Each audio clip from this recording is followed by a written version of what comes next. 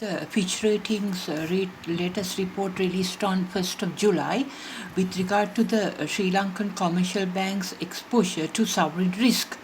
That means in case the sovereign risk means the defaulting of the loans by a sovereign state. Here they refer to Sri Lanka in case, because there is no such default by Sri Lanka. Actually, the yesterday the Central Bank of Sri Lanka announced US dollars 1 billion payment as one bullet payment to cover the foreign debt, and this has driven the stock market prices of the Colombo Stock Exchange. But then the Fitch Ratings report is what they say is Sri Lankan commercial banks are exposed, like they are facing, because of their high dependence on lending or investments of their foreign assets of the commercial banks on the Sri Lanka development bonds issued by the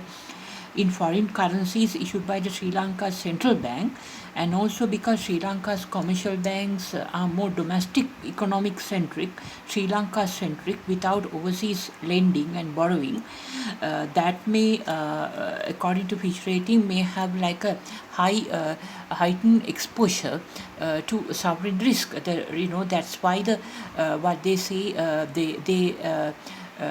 Sri Lankan bank ratings, commercial bank ratings, according to the Fitch Ratings, is constrained because of this situation, and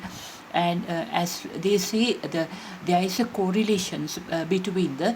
Sri Lankan bank ratings and the sovereign risk of the government of Sri Lanka. So, because of this strong correlation between the correlation means the relationship between the sovereign risk of the government of Sri Lanka and the commercial banks assets, or the credit or the assets of a commercial bank refers to its loans, or the loans are its due payments, so they are assets to the commercial banks. So because of this high correlation, they do not, the Fitch Rating do not rate any Sri Lankan commercial bank above the sovereign rating assigned to Sri Lanka, which is CCC, that is CCC currency, CCC negative, CCC local currency issuer default rating, and also CCC negative score on the bank's operating environment. That is the issue here. That is why I think a lot of people made up an issue about this matter.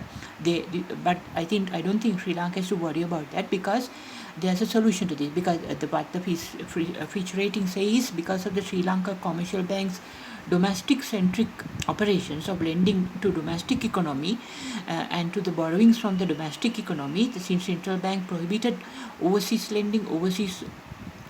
borrowings, in order to avoid impact of any overseas financial crisis on the Sri Lanka commercial banks and on the Sri Lankan economy, because we know the Asian financial crisis and also the US mortgage financial crisis in 2006 did not affect our economy because of the central bank policy.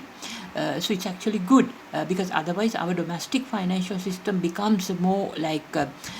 risky in case we lend overseas and borrow overseas through if Sri Lankan commercial banks borrow and lend overseas, especially lending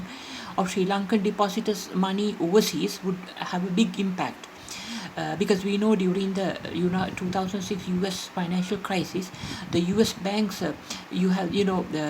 they have borrowed from the the European and the UK banks, and finally because of the US financial crisis, the European banks and the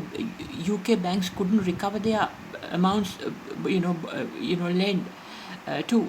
USA banks, and as a result, the US financial crisis spread to UK and European Union. So Sri Lanka is protected from such financial crisis because of the central bank's decision not to allow Sri Lankan people's deposits to be lent overseas. So Fitch Ratings' argument that Sri Lankan commercial banks about the Sri Lankan domestic economic based operations or Sri Lanka centric operations cannot be accepted. That is is why I have suggested the incorporation of International Stock Exchange in the Colombo Port City for offshore regional listing, and incorporation of Central Bank of Port City to get over this problem by diverting through the Central Bank of Port City overseas lending, overseas borrowing of offshore funds linked to the Sri Lanka's economy. Let me continue from the next video.